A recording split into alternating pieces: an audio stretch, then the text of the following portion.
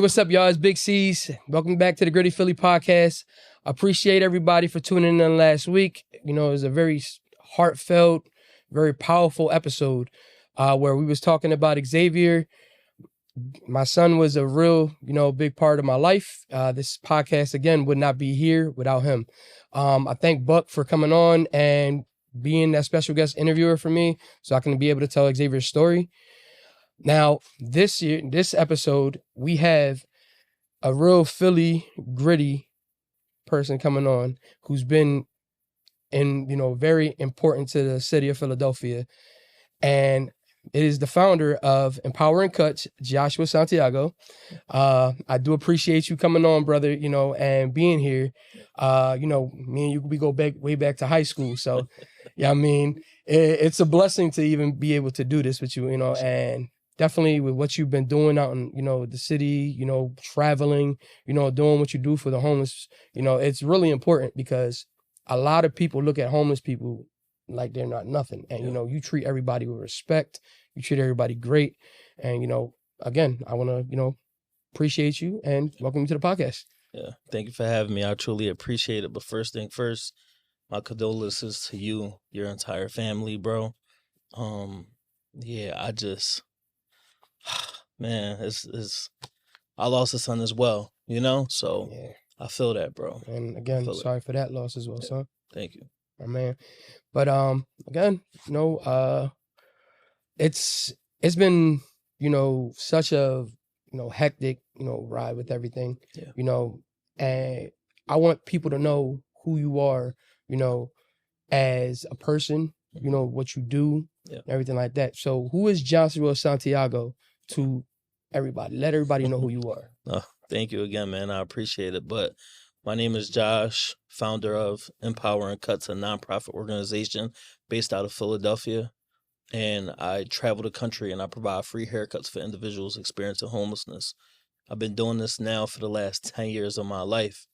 And I say it all the time. I'm so passionate about what I do that literally in life, I can't see myself doing anything else but the work that I'm doing right now. Right. And, it's not that it's kind of difficult to explain who I am. I'm just glad and grateful to be who I am today and be in the position that I'm in today, because a lot of people that know me from back then know that I always wasn't this person that I am today, so. Yeah, definitely. Now, as you just mentioned, you haven't been this way, your whole life. Me and you, we were kids when we met each other and everything. So, talk about some of the struggles and, everything that you had to go through growing up to become who you are today. Yeah. So I was in and out of jail since the age of 12 all the way to 24. Around the time when me and you met, we were going to Alany High School at that time. Yes. And I was wild, right? Like I ran with a group of guys that, was ruthless as well. And it was a lot, bro. It was a lot that was going on. I wouldn't say that I was a follower. I was probably more of a leader, and I had a lot of people following me. But the stuff that we was getting into, honestly, I'm just truly grateful that I'm still here, to be honest, because a lot of people that we went to school with, a lot of people that I was rolling with back then, a lot of people not here no more, Right.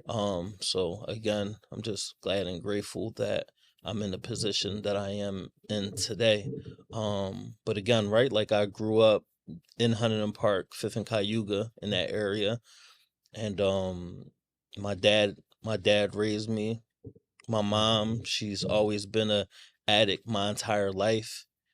And she wasn't there, but my dad was there. But my dad was physically and mentally abusive, Right. So around the time that 9/11 happened, we ended up moving down Diamond Street. So I ended up moving down like 7th and Diamond. And I went to Ferguson Elementary, which was right across the street from my house. Got kicked out of that school. Had a lot of trouble in that neighborhood as well. When I got kicked out of that school, I got sent to CEP. Right. And when I went to CEP, I was still living on 7th Street. Then I started getting locked up at 12. End up leaving my dad's house. Then I ended up moving back down to Huntington Park, Right. more like Rising Sun and Wingahocken in that area. Neighborhood school there is Alany. So I started going to Alany, and that's when I met you and everybody else. So, Right, yeah. And again, like that's a lot, For to go sure. through, especially, through a childhood, Yeah, dealing with, going to jail, dealing with everything like that. It's where we from, we're not expected to be anything, I agree. we go through the motions of trying to, live and trying to, figure out life, and sometimes we put ourselves with people that we shouldn't be around. So like, like you said, you hooked, went to right to the people that you knew, you felt comfortable with because of what what you know. Yeah. So I completely understand it 100%. Yeah. Now you being a part, being from Philadelphia and being from North Philly, right? What from North Philly have you kept, as a part of you going through everything and still to this day? What's still a part of that? A lot of things I'm still working. Listen, a lot of things because I'm still working on myself today, for sure. Right. So it's definitely a lot of things for sure. But it's difficult for me to answer that question, bro, because there's a lot of things. I feel like I'm still the same person that I've always been, but I learned patience, Mhm. right? Not only did I learn patience, but I learned, how to love people and how to spread love and, all of these other stuff that made me who I am today. Things that I didn't believe in back then. Back then, bro, I didn't care to be nice to nobody. I like none of that really mattered to me. So now I just feel like, yeah, bro, like that's yeah. And like I said, I mean, you have always been the same person. For Like sure. even, like when me and you first met, Yeah. it was a genuine, Hmm. meet up, Yeah. like, I mean, we was in ninth grade together in the same class. Yeah. And me and you never, had bad intentions towards each other, never Yeah. had a bad words or anything like that. It's been nothing but love since I Right. met you. And, you treated me like a human being. Hmm. I treated you like a human being. And, Mhm. it was just, a great feeling, For sure. So I know like when, you say that nothing's really changed. I mean, I get what you're saying for sure Yeah. because you still are the same person. Yeah, for sure. You just have a different agenda than what you had as a young boy. Yeah. I think I found my passion and my purpose, and that's what changed my life, right? Yes. Because I feel like prior to that, when I was living that lifestyle, I didn't know what I wanted to do. I always say all the time, us where we come from, you know, do us where we come from, what makes sense is us doing the wrong thing. Because us doing the wrong thing really don't make sense when we coming from that type of environment. When we was Right. coming up in the colony and getting into fights all the time, and every time we'll let out, see people sitting out there waiting for us at the auto zone. Right. We was pulling up in stolen cars every day. You Right. feel me, bro? Like, got Yeah. kicked out of the black and white side, got sent to the tan and blue side, got kicked out of that side, got sent to Glen Mills at the Glen Mills. Like, bro, it was a lot that was going on, Right. And again, I'm gonna keep on going back to this grateful word because I am so grateful that I'm here, bro, because so many people that we know aren't here. They're Yes. not, Yes. Or you got people that serving the rest of their life in jail. So Mhm. Yeah, and again, I'm grateful that you are still here because yeah, you're a man with a purpose, for sure. and your purpose brings joy to countless of people. And I don't think sometimes can fathom how much importance you bring to people, For sure. and you being such a great person and being such a thorough guy Yeah. since you've been growing up. Yeah. It's important. You treat people how people need to be treated. You Mhm. treat them like humans. You don't treat people no matter what what happens. Yeah. You treat everybody right. Yeah. And nowadays you don't see that. Yeah. Like you see people treating people like trash. Regardless, you can be having a great conversation and then because they want to act stupid or dumb because they want to impress somebody. Yeah. It completely changes everything. Well, you treat people the way that you want to be treated, right? Like I Mhm. treat the individuals that I come across every single day, I treat them the way that I would want to be treated because I understand that I could be homeless at any given time. Yes. You know, like I could have a moment where, everything that I worked hard for, if I don't keep on grinding, could just go and I could become one of them people that's out there panhandling. One of them people that's doing, X, Y, and Z. So like I understand that. And it's just, again, bro, just treat people the way that you want to be treated. That's Yeah. it. That's how I live my life every single day though. Yeah. So And I don't know if you heard this on the last episode, but I was homeless at one point in time. I was living out of my truck, like doing like not having a home, it's demeaning, it's degrading, you feel like up like this as a person, you know, and going through all of that, at that point in time in my life, it was hard. It was really hard, and I went from being a hard working person, and everything like that to, not having a job, not having a place to live, everything like that.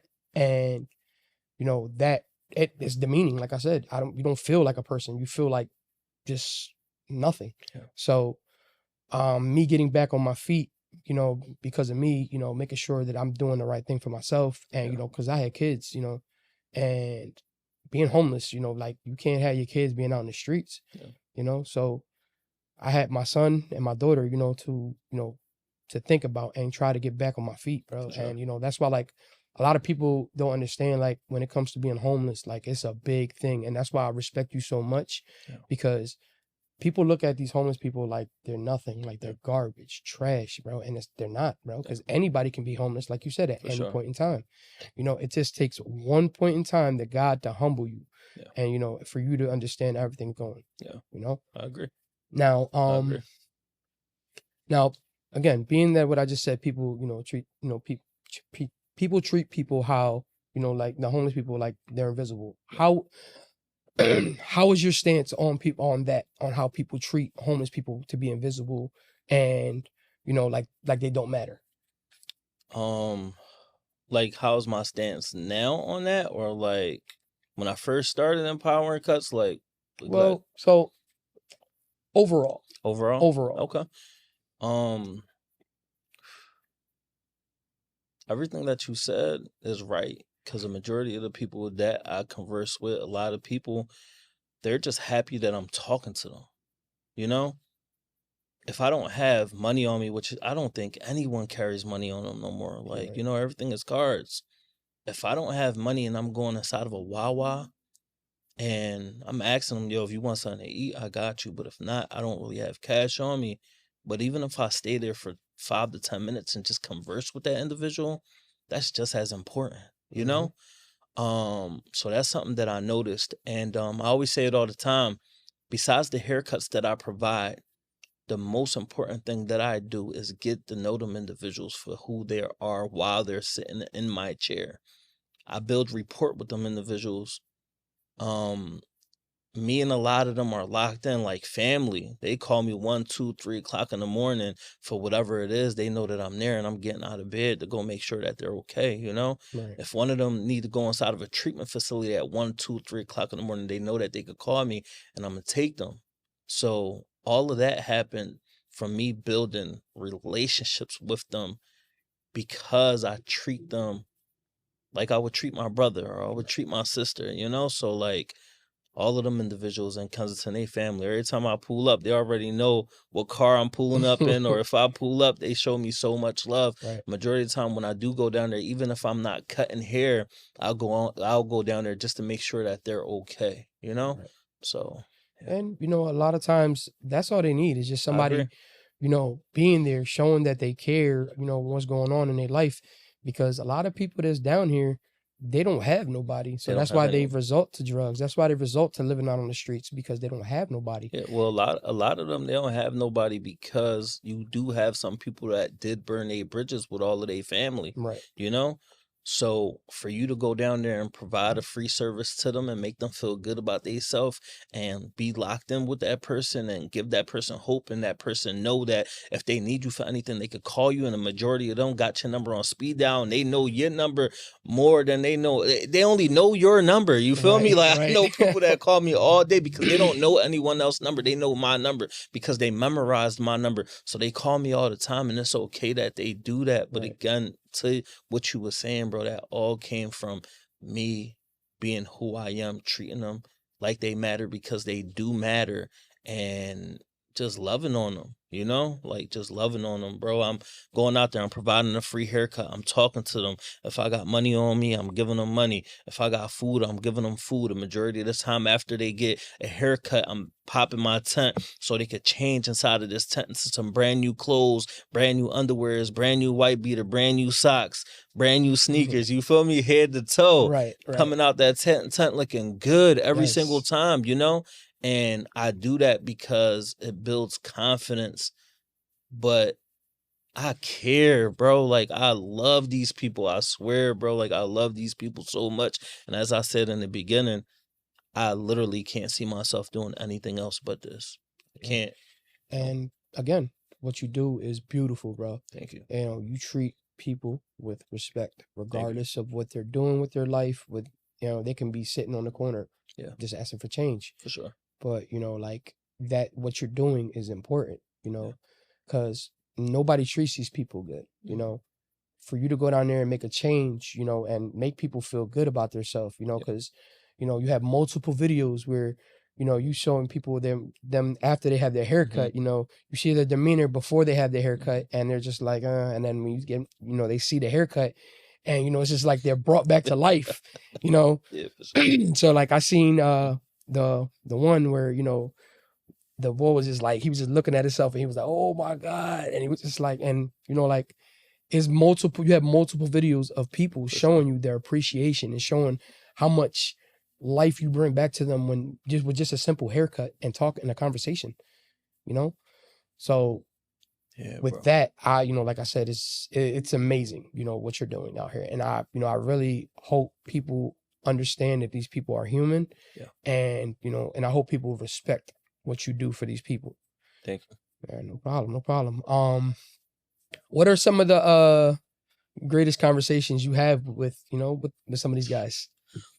That's a difficult question because I feel like every conversation that I have is great. I just have different relationships with everyone, Right. Just like me being a father. I love all of my children.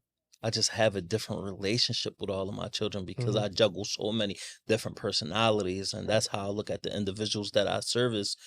I have so many different relationships with everybody down there that it's just a little different. But one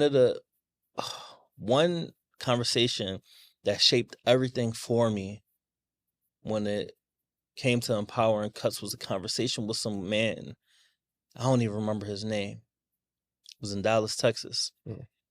This guy, he was like, Josh, I don't even think you understand how powerful it is what you're doing. And I'm like, I'm just coming down here just providing a free haircut and just spending time with you guys. Right. He said, it's way more than that. He said, there's so many nonprofit organizations that come down here, or so many people that come down here, they give us clothes, they give us food, they leave, we never see them again. Right. But you, on the other hand, you come down here, give us a haircut, you chilling with us for hours at a time, you getting to know us for who we are. And if you say you're going to come back tomorrow, you coming back, And honestly, that right there really changed my whole trajectory of everything that I was doing, because every time I'm in Kensington, I tell these individuals, yo, I'll be back tomorrow at this time. By the time I get back there tomorrow at 10 o'clock or 11 o'clock in the morning, I'll have a full line of people that's just waiting for haircuts because I told these individuals that I'm going to be here at this time. Again, in the Kensington section, the majority of these individuals is battling drug addiction. But despite what they're going through, they're still gonna make it there at 10 o'clock to wait for their haircut, Yeah, as they should. Because as a man, you know how important a haircut is. It look like you just got one. Yeah, yeah, man. You know I gotta stay It fresh, looks bro. like you just got I can't be looking all scruffy, bro. I be looking crazy, man. My hair growth, it's crazy. I'm bald, but my hair grows back so fast, and then so I got to. So, but I definitely know what you mean. For you know, haircuts definitely mean everything. I agree. And I see what what you were talking about. As far as with that man from Dallas, Texas. You keeping your promise, you being there and showing up. Not just being everybody. Like everybody. Oh, I'm gonna show up for one day to look good, and then I'm gonna dip. You don't do that. So you actually show up and you keep showing up for these people, and that's why they actually love you, bro. Like, cause that's what you do. You treat them like people, and you be respectful, and you keep your word. Well, they're so I agree with you, but they're so used to people going into the Kensington section and exploiting the homeless community, right? So you got people that go down there, you got nonprofit organizations that'll go down there and they'll feed and get all of the footage that you could possibly imagine. That one sitting for the last 15 minutes they're recording, passing out 200 slices of pizza, and you don't see them for the next 2 or 3 months. But that be the organizations that be getting the funding, right? Like I'm not funded. I'm funded through the community that I built on social media. The individuals that click the link in the bio and donate to Empowering Cuts. That's who I'm funded by. I never got accepted for a grant. I never got funding from the city, government grants or city grants or private grants. None of that, bro. The people that fund Empowering Cuts is the individuals that click the link in the bio.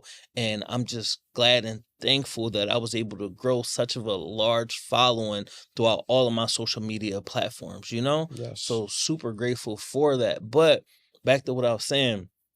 A majority of people, they'll go down there, they'll film, make it seem like they've been down there for the last few weeks. But the people that's down there really know that you're not really down there, because the people that's down there every day know the people that's down there every single day. We run into each other every time, So there'll be a lot of exploitation that goes on down there, and that'd be the sad part, bro. So and I agree with you, because remember, I lived in the area, and how many times did I drive home? I was driving home from work, and I ran into you. My first time seeing you down there, I pulled right over. It was like, yo, what's up? You was sitting there giving boy a haircut. You gave me a hug and everything like that, and went right back to giving boy a haircut. We was talking, So, and then again, day after day, if you're there, it's not in sometimes it might be not in the exact same location, it might be across the street, might be sitting on top of the steps. The cops move me around a lot. That's why, though. Yeah, I mean, and that's how that goes. For sure. Yeah, I mean, we trying to do something positive. There's always somebody trying to stir the pot. Yeah. But with like I said, with what you're doing, and how people are, now, because everything is trend. Yeah. It's what's going to be a trend. You literally battle that every day when you go out there and be out there every single day to give these people haircuts, show them the love that you do, give them clothes, feed them. This is something that you do on a daily basis. This is not, part-time for you, whereas these organizations where they're trying to, like you said, exploit the homeless for, better gain or better, views, or, just to get money from the government, and for me, people like you and and what you're doing, should be funded by the city, instead of what they've been doing, giving homeless needles, to get high off of, do like not even putting them in the right, spot, Bro, that's a touchy subject, bro. Stay away from that. That's a touchy subject. I understand. I only say that, bro, because when we talk about needle exchange, ooh, give me goosebumps. When we talk about needle exchange, you got a lot of people that's against it. You got a lot of people that love it, to be honest. I'm not against it. But I'm not against it because I understand that it stops the spread of HIV and hepatitis and all of these diseases, you know? The way that they probably do it might be wrong, but I understand the reason why they do it, you know? So That's all I'm gonna say on Nah, that I got you. aspect. I don't even want to Nah, talk about I that no got you. more. I got you. No, I But understand. I got you.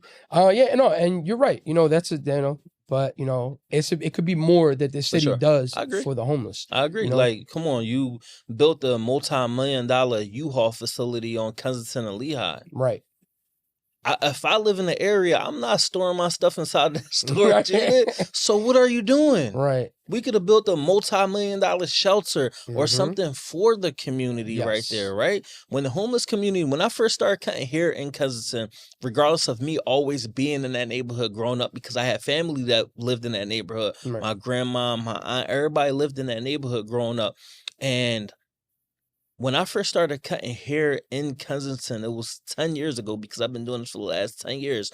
So that was around the time when they first came from underneath the tunnels. I mean, from underneath the where the Amtrak run at. Yep. Underneath there, and they came onto the streets. Mhm. Remember when you had that large encampment all throughout Lehigh? Yeah. From like Lehigh and Kensington all the way to Lehigh and Frankfurt. Talking about the tracks, right? No, I'm talking about when it was on Lehigh.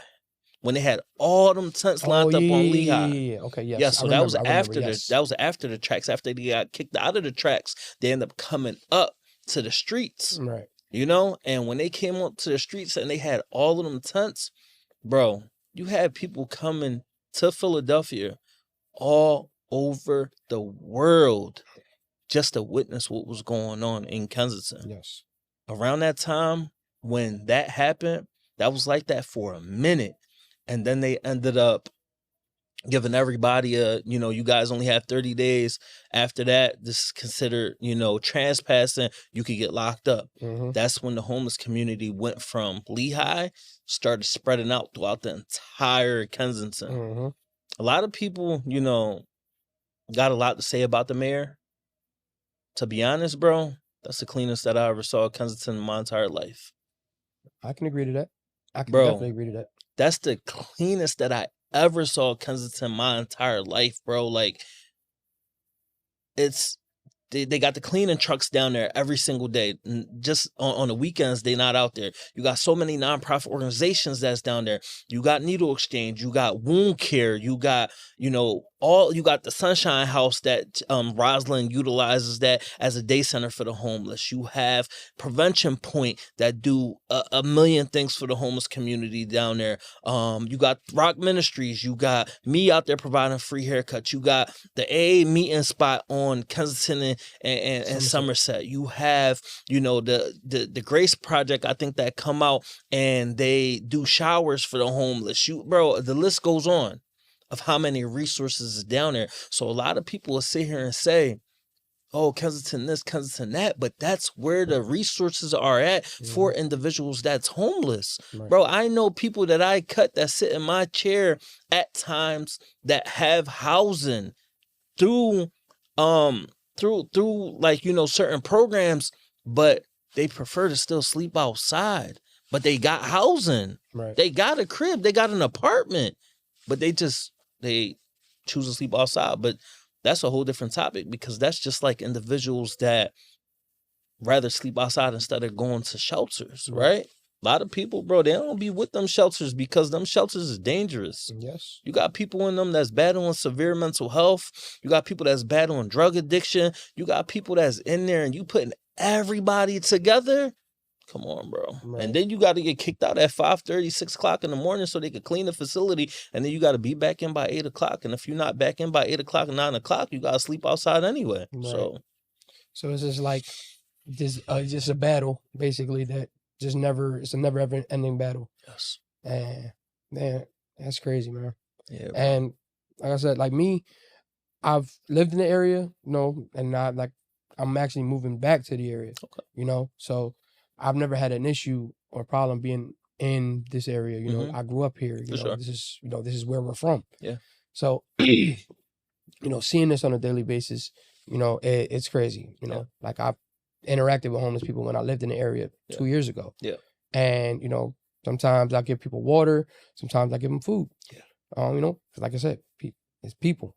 For sure. And like you said, being that they got to go to these shelters, and some people don't like going to the shelters because, like you said, it's just dangerous. Yeah. You have people that You have bad people that go live in shelters. You have people that do messed up stuff, in Got shelters. people that are sneaking drugs into shelters. Exactly. Come And on, that's bro. that's not helping the case. Yeah. And there'll be kids at shelters At at shelters. times. So, Yeah. like there's a bunch of different stuff there that can affect, the community, in a negative way, Mhm. but there's also a lot of positive that can come out of, I people agree. living in shelters. People sometimes don't have that resource. Yeah. Now I want to touch on another topic. So another thing is how has your relationship been with your mom since everything has been, came together? Because just watching her story from start to finish, bro, it's been beautiful. And it's been such a heartwarming and touching, thing for me. Yeah. And like what you've done for your mom has been beautiful, bro. Thank you, bro. I appreciate that. So my mom has been clean for the last year now. A little Congratulations bit to over her. a year. Thank you. I appreciate that. This is the most active my mother has ever been in my life, ever. She's never really been a part of my life, but this is the most active she ever been. And I'm so proud of her, honestly, because she shows so much growth. And right now she's a part of the intern program. So she's still a part of the program, but she's an intern. So she works as an intern on campus, but she sleeps out, not on the campus. She sleeps off the campus. Mhm. And her goal is for her to become a staff member at the campus, getting paid good money, Right. and doing what she got to do, and taking it one day to stay sober and stuff like that. But she gets her little passes monthly. We drive up to my sister's house to go see her because she don't really trust herself yet coming to Right. Philadelphia. So yeah, bro, she's doing amazing. She's doing amazing, and it's really cool to be able to, put a smile on her face every single time I see her. Her birthday we celebrated her birthday last weekend, and it was just beautiful being able to do that for her because she can't ever recall ever having a birthday party her entire life, Right. So certain things that we're doing with her, that's a first for her. So we took her bowling. That was the first time that she ever went bowling. Right. We took her to, taking her to restaurants. That's the first time. Something as simple as buying her a Barbie doll. We brought her Barbie. My sister brought her a Barbie doll a few months ago. That was the first time she ever had a Barbie doll. Celebrated Christmas with me and my family. That was the first time she ever celebrated Christmas her entire life. Right. She just got a state ID. That's the first time she ever had an ID. She just turned Wow. 55, bro. crazy. That's her first time she ever had a state ID her entire life. Right. That's crazy. So I'm extremely proud of this lady, bro, and I'm just glad that I have a platform and I'm able to share her story because so many people love her and they don't even know her. You feel me? So that's facts. she hit me up all the time like, hey, I got a package from somebody and I got this package from this person and everybody just sending their packages and a bunch of love, Right. And it's just like, I'm just glad and grateful that I have, I always say all the time, like my social media, I call everybody like my family, because I Mhm. really appreciate everybody and the support that everybody shows. So like to have them like bless my mom and be there for my mom, it's just a beautiful thing, seriously. But she's doing amazing though. Thank you for asking about her. No I problem. appreciate that. No problem, bro. Yeah. Listen, it's a blessing to, be able to build the relationship back up Yeah. with a parent. Like people don't know how hard it is sometimes not having a parent around, trying to navigate life, without somebody that brought you into this world. Yeah. Like, you saying your situation with your mom, right? Yeah. She's first time experiencing all this stuff. I kind of I know what's like what you mean when not having your parent in your life. Yeah. Me and my dad, we didn't have, like I said in the last episode, we didn't always have a great relationship. Yeah. He was always working, Yeah. or doing him. As I got older, we tried to mend the relationship, and every relationship goes through their bumps and bruises, trying to get to where they need to be. Yeah. But being a person like your mother, who's struggled with addiction, who struggled to become that person that she is now, and I'm like, and I want to tell you right now, I'm so proud of your mother. Thank you for everything, bro, because Appreciate that. not a lot of people have the strength to keep going and keep fighting to become that person. Yeah. And you being a great son that you are, after seeing her and taking care of her, making sure that she's staying grounded and staying on the straight and narrow path. Like, you as a son have done a tremendous job, and I want you to understand that I appreciate you, and I want you to know that that is something so important, Thank you so to me, much. because you treat everybody the same. Yeah. You have brung your mom back from addiction. You have, done everything you needed to do to make sure that she is on a great path. For sure. And while y'all maintaining your relationship. Yeah, for sure. And it's crazy, bro, because that's not the only person, right? Like, yes, my mom, because that's my mom, but it's so many individuals that I service that sat in my chair that's clean today because of conversations that we had, and we're still tapped in like this, Yes. And like, I'm going to their crib, or I'm making sure that they're okay. One of my homies, his name is Bilal. He relapsed, and he ended up getting his stuff together, and right now he's doing amazing. He's going through some medical issues at the moment, whereas though he had this condition that it stopped the blood flow to his toes, so he had to get all 10 of his toes amputated. So he's learning how to walk again. Man. But this individual is a beautiful person, and we got something cooking up too, me and him, and it's amazing because, like, I wish I could talk about it. I kind of sort of can't, because it's something that we're still speaking into existence. Right. But I can't wait until it happens, to be honest with you, because I can't see myself doing it with anyone else. That project that I'm working on, I can't really see myself doing it with anyone else but him. Very smart guy, very informative when it comes to the drug and alcohol field. I'm just like extremely excited that me and him is working on something together. But that's just one person, right? Right. Like, it's so many other people, bro. My phone is going off all day, every day. And it's just like, like, I'm getting phone calls from individuals that's hitting me up. Yo, just want to let you know I'm in the program.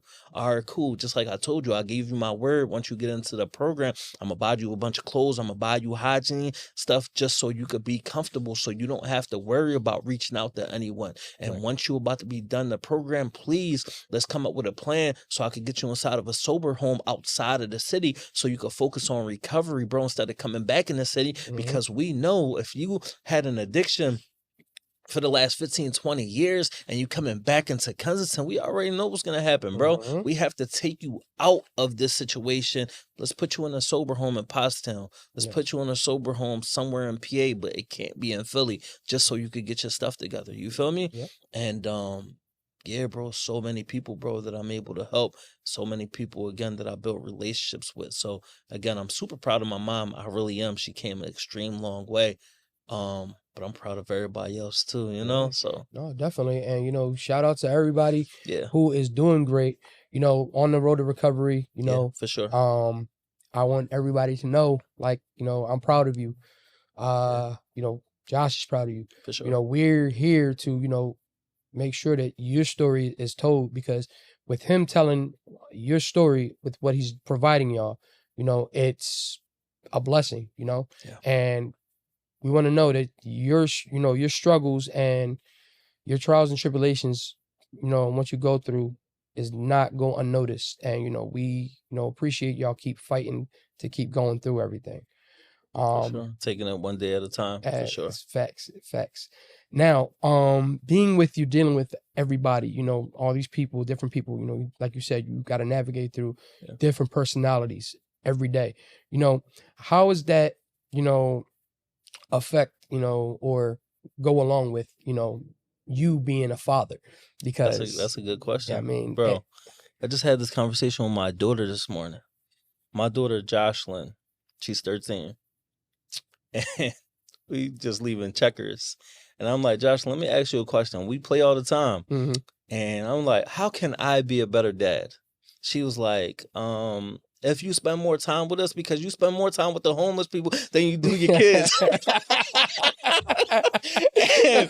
I'm sitting here and I'm like, she's right though, like, because I prioritize the community so much. Like I still spend time with my family, bro. My family, honestly, bro, they the ones that really like keep me, pushing, and I make sure that they straight. Everybody is good, bro. I promise you, everybody is good. But when my kids tell me that, I understand and I feel it in my heart when they say that. And I know eventually when they do get older, they're gonna have a better understanding. But it's difficult, bro. It's difficult juggling, the kids. It's difficult juggling family. It's difficult juggling the homeless community. Your personal life is hard, bro. It's so hard because like I'm not the type of person that really confide in a lot of people, nor Right. nobody at all. Right.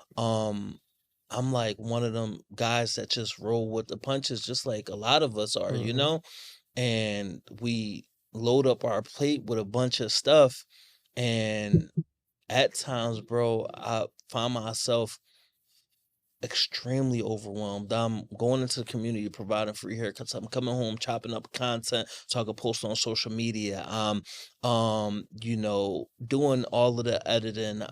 Trying to launch a podcast that has to do with, me interviewing individuals that's currently homeless. So it's me learning camera equipment, me learning it's just so much, bro. So much. And it's just like, bro, like sometimes I don't know how I do it. So like at times I could wake up and feel like I don't want to do this, but I also know that it's a lot of people in the community that's counting on me to pull up. And I pull up every time. So Mm-hmm. yeah, Well, I bro. mean, listen, us as men, we make the impossible possible. You Yes. know, so juggling around all these relationships, and still being a father, still being, Yeah, support for the community. I know, I mean, that can be a difficult thing, but you do what you got to do. You for make it sure. work, like you said. You know, yeah, at times, it's gonna be, hard, Yeah, but the purpose. And then, like you said, when your kids get older, they'll understand. for sure. You know, when kids are young, like, yeah, it's hard to understand because they don't have like true acknowledgement of everything that's going on. Yeah, But with your kids, they're smart. So, for sure. they know what's going on. Yeah, you spend a Yeah, lot of time with the homeless people, but you're doing something big, yeah, and you're stepping with a purpose in life, for sure. and who knows, you doing this, right, with the homeless people, it may lead to the rest of your family Mm, being involved, doing more things for the community, yeah, you know, and, being a dad, in this day and age is not easy. It's not, you know, I'm happy that that you have, still can be that dad, dealing with everything that you're dealing with, dealing with how busy your yeah, schedule is, traveling, everything like that, you're dealing with all of that, and yeah, you still find time to be a dad, you know and that's something that's not spoken about, that us as men, we deal with, we yeah, juggle through everything, then on top of that, having to deal with the mental health hmm, strain, and everything like that, so it's a lot. I for know, sure. you know, especially with me dealing with what I've been dealing with these Hmm. last, going on 6 months. I lost Xavier. Yeah, That's, it hurts, but I gotta roll with the punches. Like you said, that's what we're doing, rolling with the punches. So the pain, the grief, and everything like that, I turn my pain into my power. Whereas, you turn your struggle into something positive. You're building something so beautiful within this community. And, it needs to be, like I said, it needs to be shown more. for sure. More people need to understand what you're doing for the community, for your family, for your Yeah, kids. This is, your legacy, that you kind of them pass down possibly to your kids, you yeah, know, and like your legacy is something that's important, and I like, since I've known you, bro, I've always said, we've always had, it's yeah, tough. Philly's tough. To live in the city is tough, you know and with everything I've known that that you've gone through in your life, yeah, bro, I mean it, like, wholeheartedly. Like, you are literally the embodiment of a human that is what we are supposed to be, because you treat everybody with respect. And I wish, honestly, that the world was more like you. yeah. Thank you. I And I mean appreciate that. that. I mean that Thank you, wholeheartedly, bro. bro. I appreciate that. With that being said, I want to give you this gift that I got you. Okay. Okay. Let's see what it is, baby. Let's see. I mean, I want you to there we go. alrighty. I want you to open it this way. This is actually the back of it, but I want you to open it that way because I want the people to see it before you see it. I got you. All right. So let's see. Hold up. My fault. It's a bunch of tape. Nah, you good, bro. You good. You good, man. It's the thought, man. You wanted to make sure this looked presentable and everything like that. I appreciate it, bro. Put a roll of tape on there. It's like a roller glue tape. Yo. Alrighty, so. All right. Y'all ready, y'all? Here we go. All right. Oh, that is amazing. That is amazing. Oh, that is so amazing. Damn. Look, y'all. Yeah, bro. That is amazing. I appreciate that so much, man. Those 3 different stages of his life. You Yes. know? So. Yes. Oh my God. Yeah, bro.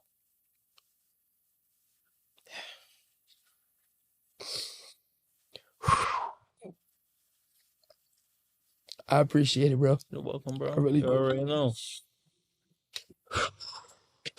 Damn. I appreciate it so much, man. You're welcome, bro. Damn. This means so much. Bro, I appreciate you, bro. You're welcome, Thank man. you so You're much, welcome. man. You're Oh welcome, my bro. God.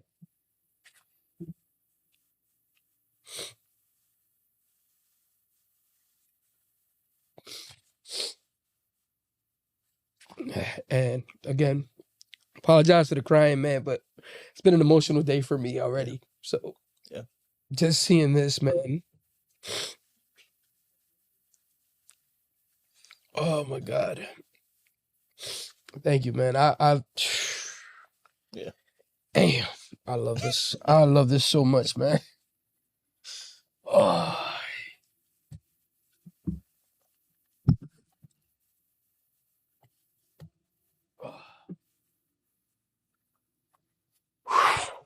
Wow. Oh my God. Sorry about that, man. Nah, you good, bro. You good. Man. Damn. That's heavy for me, bro. I know. Again, dealing with everything I've been dealing with, just seeing that, man. 3 stages of life, like you said, bro. Going from, him being a little boy, from him graduating, to me taking him to, I can tell it literally, because where all these pictures came from, my backyard, when me and him standing together, and his graduation picture. Oh my God. And it's, oh my God, that just means so much to me, bro. Yeah. And thank you, man. I really appreciate it, man. That, that takes, like I said, you pay attention to, detail, and you pay attention to everything. And like, this is 100% like from the heart, and I appreciate you so much, and I love you, bro. Yeah. I'm serious. Same here, bro. Like, man, thank you. Yeah. You're welcome. Whew, thank you. I'm sorry. Let me just get back on track, man. It's difficult to bounce back from that, for sure. And again, like, it's been an emotional roller coaster for me. But that's beautiful, man. And, thank you for that, because anybody that knows me, ever since I had my son, my main priority has always been him, always, no matter what. It's crazy, bro. Like, it was a beautiful thing because I went onto your Facebook, right? Because obviously, like, I follow your personal page on Facebook. Mm-hmm. And I'm looking at all of the photos, and the amount of photos that you have with your son was mind blowing. And again, right, since a baby, newborn, all the way up to, and it's just like, Got a lot of pictures, bro. Got a Yeah, lot of stuff on there, a lot of content on there, you yeah, know? So yeah. I mean, cause I mean that's my I boy was get it. everything, I bro. get it. Like with Xavier, he was literally my little guy, you Hmm. know. So Yeah. this everything with him, bro. Like I wanted to, I wanted him to know that I loved him. Yeah. Yes, posting pictures is cool and everything like Hmm. that, but these are memories, For sure. that I have Yeah. now. They're memories lost, lost times that I don't no longer have, So I got to look at every one like it's a story that needs to be told. Hmm. Every picture, whether it's him as a kid, him as an adult, smiling, eating, a picture of him eating, everything is a story that needs to be told. Yeah. And being able to come on here and tell his story and be able to talk about your story, it's a blessing to me, and me and Xavier, we talked about doing the podcast, and and it was such a something that we was wanted to do, Yeah. and it just turned into something so much bigger, Yeah. for me, with him passing. It went from us being, just gonna be talking about sports, Philly rap, and everything like that.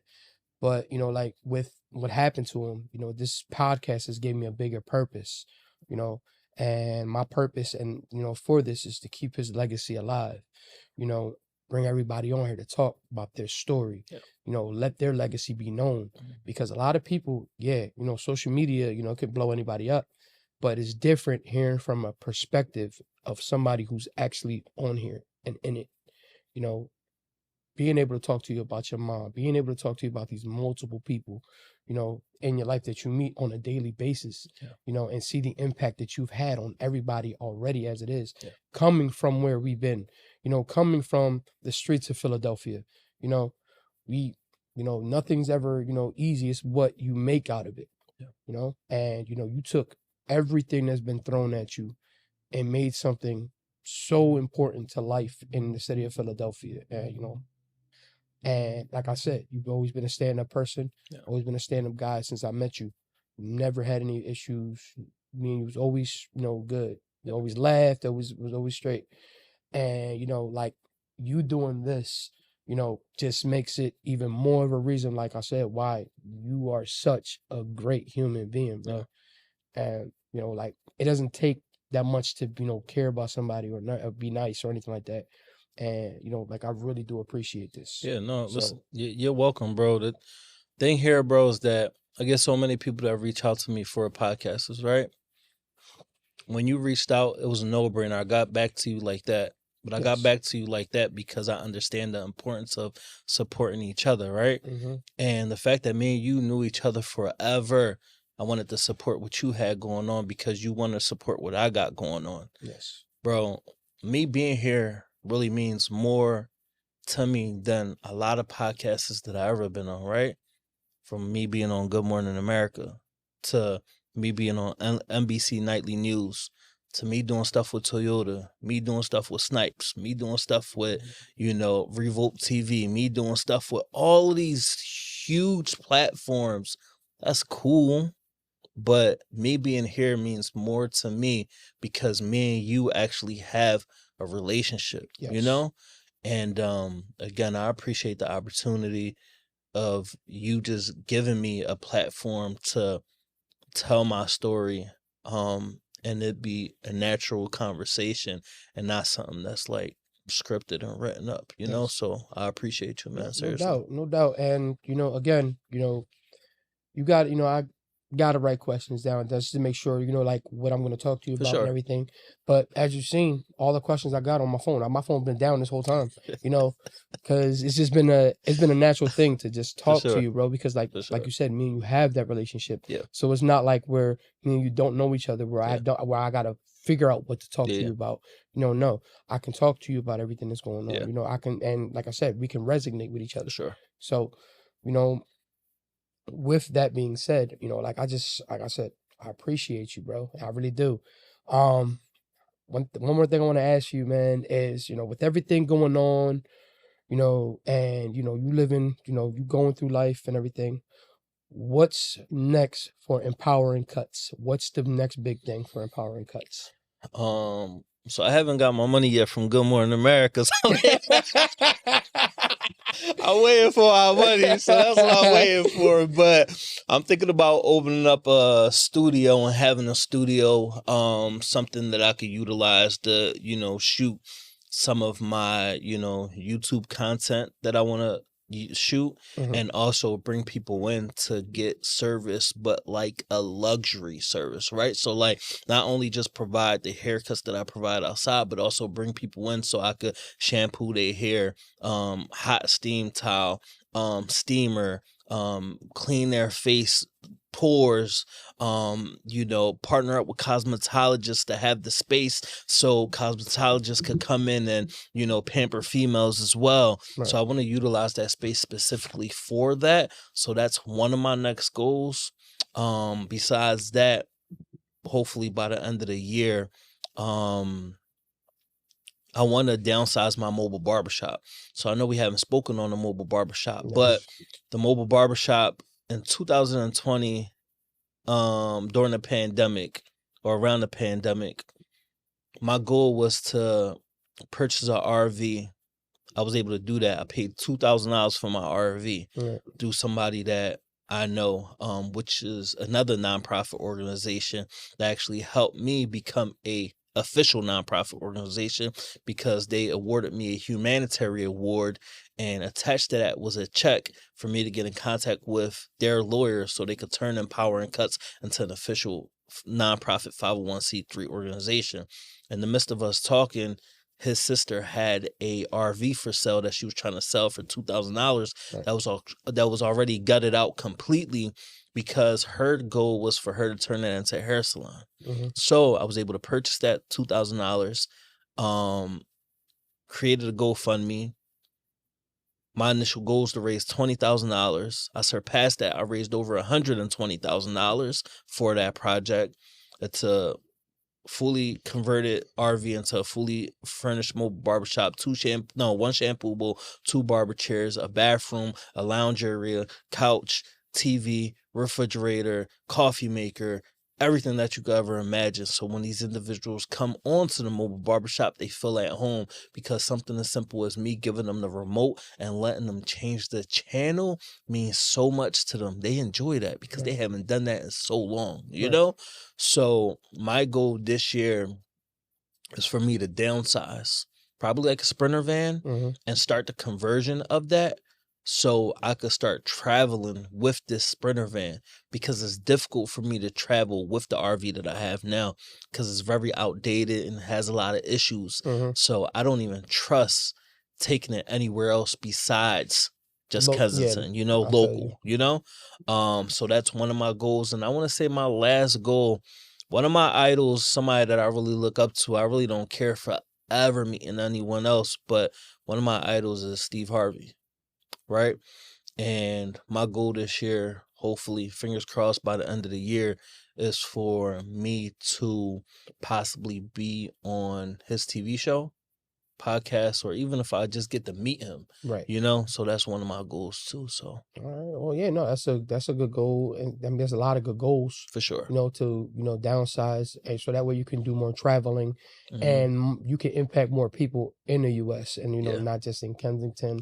You already travel to do what you need to do for the community, but for you to downsize what you've been doing, and just to be it was something that Jim Carrey said one time.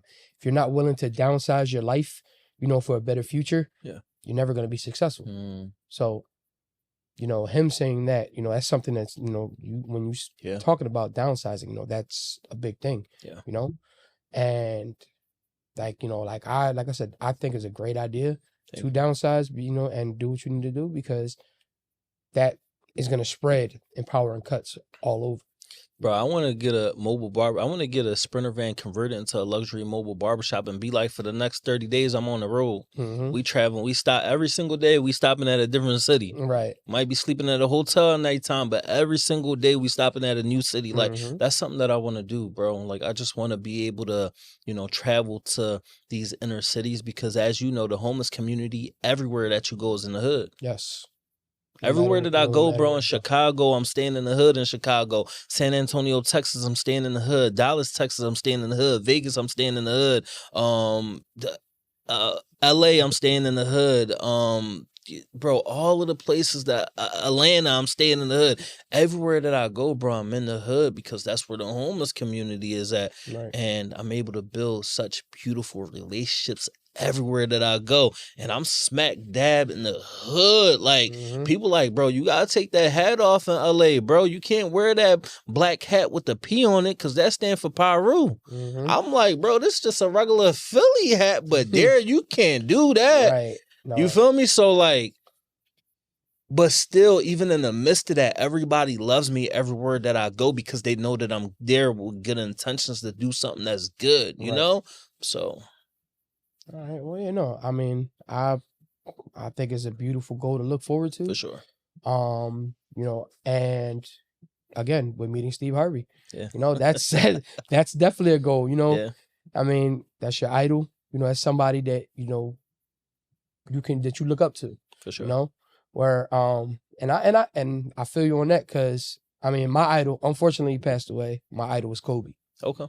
You know, Kobe was, and no, I'm not even lying.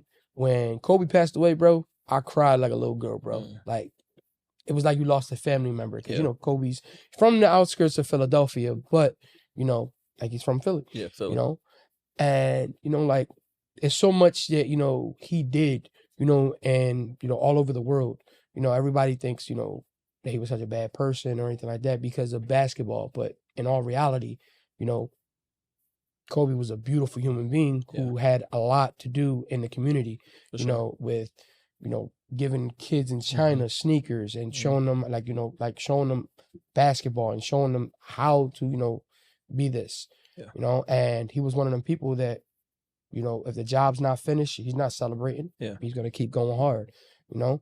So, like, for me, that's what this is, you know? Yeah. And in one interview at a time, the job is never finished, you know? So, like, with you, I hope you get to meet your idol. Appreciate you know, that. I hope, you know, and pray that this comes across to Steve Harvey and he'd be like, oh, dang, like, I'm this kid's idol, you know? And he's going to, you know, I know you're not a kid, but he's going to look at you like a kid because he's an old head. For sure. But, you know, for, you know, this to come across to him, hopefully it does. Steve Harvey, you better pay attention, man. But again, like for this to come across to him, you know, would be such a beautiful thing. And he get to, you know, you get to meet your idol and, you know, you get to have that conversation, you know, and that's because I know it's going to mean the world to you. You know, this is somebody you look up to. So, I mean, I hope and pray for you, brother. Hope and pray that happens, man. Appreciate that. I mean, the last thing that I got for you, bro, is, you know, just keep being that same person. Keep doing what you're doing and keep being that beautiful soul, bro, because coming where we came from, bro, it ain't, a lot of people don't make it. You know, like you said, we lost a lot of friends that went, you know, and throughout this life, some of them are in jail, you know. Look at my son, 16 years old. Yeah. And lost his life, you know, like it's like a bunch of us that happened, you know. You never know when, you never know when it's going to happen. But I hope and pray to God that he keeps you alive and well until you're an old man and still with the Clippers trying to cut people hair. But I mean, again, I appreciate everything you do. I love you to death, bro. Same and, here, you know, and I still remember it like it was yesterday, man. Like, there's been 2 times that we connected, man. And the first time was when I was getting food for me and my son at Taco Bell. Okay. When we was outside of Taco Bell. And then the second time was driving home and I seen you cutting somebody's hair. Yeah. Was that on Cambria? Yes. Yeah. No. It was on Indiana. Oh, where the park is at? Yes. Gotcha. Yes. So, you know, you was out there at the corner and I said, oh, pull right over. Yeah. You know, got out. But I just, like I said, seeing you, bro, and being, in your presence, is such a blessing. Yeah. And I hope God blesses me and you to do this more For sure. and, be able to make bigger impacts on people's lives, whether it's giving them something to talk about, or, as something like a haircut, giving them clothes, Yeah. food, anything like that. I would love to keep doing this and be a part of that, just to show the love and support for Philly, because this is, where we're from. Yeah. And everybody has a story that needs to be told. Right. Thank you for giving me the opportunity again, bro. It really meant a lot to me. You being able to just extend your hand and give me the opportunity to be on your platform. I appreciate it. So thank you, man. Yeah, and again, thank you, man, because this gives me a chance to hear the side of you that I've never gotten to talk about. Because granted, we know each other, but we never got to really talk about everything because life was so fast. Yeah. And just to get to know you, on a personal note even more. Yeah. It just makes me appreciate the relationship I have with you. Yeah. So again, for sure. You got a lot of people that you got a lot of people from the past, bro, that still not hold a lot of things over my head because of everything that happened in the past, but you got a lot of people that is envious because they're still in the same position that they're in because they never found their passion, right? So it's sad when you come across certain people that you knew in the past and you could still find them on the same block that they was on 15, 20 years ago. right. It's like, bro, how are you still here? And I'm not knocking it, don't get me wrong, but it's just like, come on, bro, you gotta get it together, So I'm just glad and grateful again, and I'm gonna keep on using that word grateful because my passion, me finding my passion is what changed my life. I'm just glad and grateful that I found my passion, because if I didn't find my passion, probably wouldn't even be here, bro. So yeah, I get what you mean with that, because growing up, I always loved talking about sports. I always loved, doing stuff like, talking to people, because that's what I'm always been good at, talking to people. I'm a people person. So, with me doing this, I love doing this, doing the first episode, doing this episode, you talking about find your passion. I get it, because with this, I found my passion, bro. yeah. Through my pain, I found my passion. Yeah. And it hurts, but doing this, it means, it helps me. This helps me heal from what what I'm hurting from. And I get what you're saying as far as with people still being in the same place and being envious. Because again, everybody has a choice to change their life. Are you gonna do it? Because if you don't, you're just another person, wasting your life. I will always remember this quote from the Bronx Tale. There's nothing worse in life than wasted talent. Mm. And, wasting your talent, being on a corner, wasting your talent, not doing anything with yourself, taking advantage of people, that's not where it need to be. Yeah. Everybody has a chance to pull themselves out the gutter. Yeah. We're prime examples of that. Yeah. And again, like I said, I rather where people we dealt with back in the past, or the people that we're going to meet in the future, I want you to always remain the same person no matter what, because you are a great human being, and bro, I mean it, I love you. Yeah. Thank you, bro. Appreciate you, and man. I thank you again for coming on the podcast, No, man. you're welcome. I really You do, already man. know, man. I really appreciate it. Thank you for having me. Yeah, no problem. So with that being said, everybody, I appreciate everybody for tuning in. This has been a blessing to talk to Josh. And again, like, me and him are great friends, that we grew up together. Just know that there's helping hands out there for everybody. Whether it's you need to talk, to vent, you need to come tell your story, whether you need a haircut, whether you need clothes, be fed, reach out. There's helping hands everywhere, But again, I appreciate everybody for tuning in. Xavier, I love you, my boy. Don't mix up always for you, my guy. Appreciate you always. And I love you.